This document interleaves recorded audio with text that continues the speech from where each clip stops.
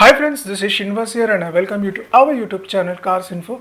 Before jumping into the video, so small request, kindly subscribe my channel, hit the notification bell so that whenever I upload any video related to an automobile, you're not missing it.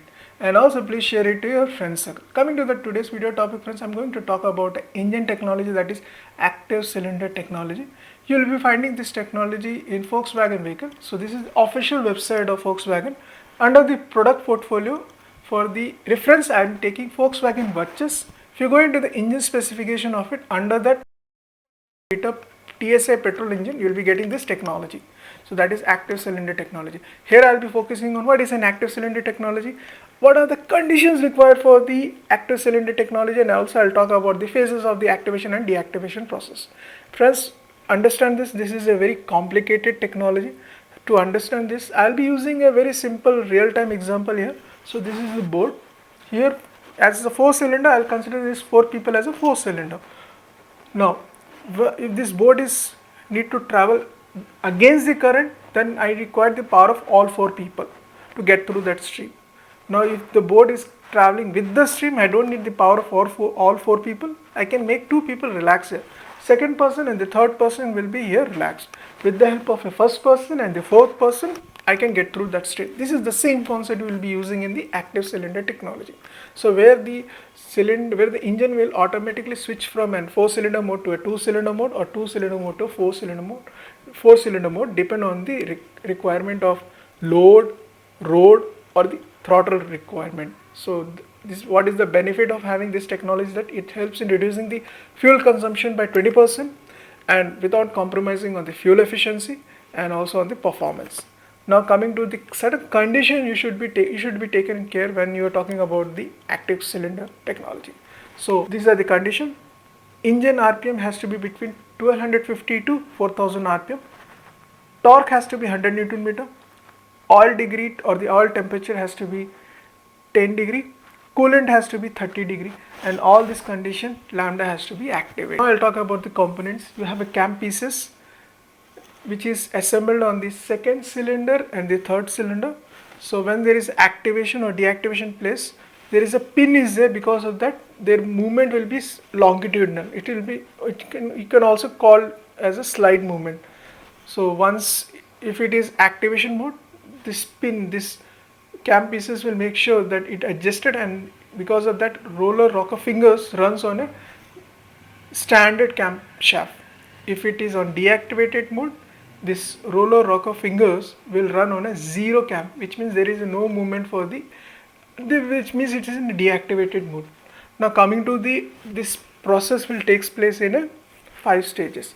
So I will talk about the deactivation process and the activation process, and so one by one I'll be explaining the phases. Coming to the deactivation stage, the first stage is where intake stroke will be bit longer for the cylinder 1 and the cylinder 4, so that it will get the sufficient air. And also friends, remember that all 4 cylinders will receive about twice the air as actual required for the 2-cylinder mode. So because of the deactivation process, there might be a sudden increase in the torque. To counter that thing, ignition timing has been delayed here.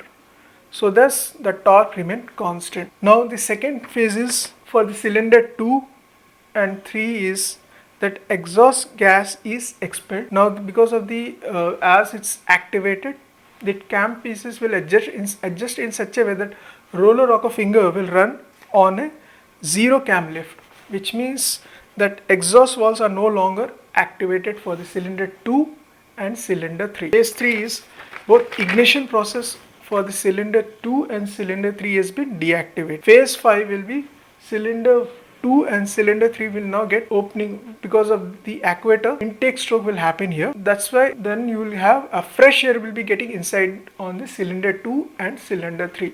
Why? Because already the cylinder 1 and cylinder 4 will have a normal process. To balance that thing, this fresh air will be getting inside cylinder 2 and cylinder 3, and it will be locked, acting as a spring and to support the downward movement of the piston. Now coming to the phase 5, ignition point for the cylinder 1 and cylinder 4 will be adjusted early. Because of that, you will have optimum effect. Basically it means about the balancing of it, otherwise you will have that vibration will be there and you also have an imbalancing of the strokes. Learn about the deactivation process. Now I have to activate it. So it will also done on as 5 phases or 5 stages. The stage 1 or the step 1 will be electronic control activates the exhaust valve. Exhaust valve in the second cylinder and the third cylinder, whatever the fresh air is which has been trapped will be released. Phase 2 will be, so the activate cylinder increased in order to regulate the gas mixture. So the lambda which I told is already in, should be active, and the mixture shouldn't exist the lambda, should not increase the lambda, otherwise the mixture, or there might be a chance that the compression process won't take place properly. Now the phase 3 is that because now the cylinders towards the intake stroke, the cam pieces adjust the roller arm or the teeth to the pin will get activated. Now it will run on the standard cam lift. So because of that, ignition stroke and the injection stroke of the cylinder 2 and 3 gets activated. And also to avoid a sudden increase in the torque, the ignition timing will get delay here to balance basically for the second cylinder. Now the fifth stage is in the activation is that intake stroke closes bit longer. Finally the ignition point, which means the power stroke for all the 4 cylinders will be adjusted early, so that it will have an optimum effect. So this means that all 4 cylinders are now activated. So it's very complicated, I understand it's, but I'll try to explain it in a very simple way. So basically what it means, if you want to understand a layman language, that whatever the requirement from the engine will either switch to a 2-cylinder mode or the 4-cylinder mode. That's the simple thing you should understand, and depend on that it will be acting as a 2-cylinder mode and 2-cylinder mode, 4-cylinder mode. That's the concept of active cylinder technology. Now coming to the benefit is that you will get a better fuel efficiency, less burden on the engine. You're not wasting the power. Whenever you don't require the more power from the engine, you can simply make the engine relax, and that means you'll have the longevity of the engine life. Yeah, that's it friends. This is very complicated concept. I try to explain it. Once you go through this video, I hope it will help you understanding fair about the ATC. If you still have any doubt, kindly comment me in the comment box, and also share your views. What are the types of videos you're expecting from me?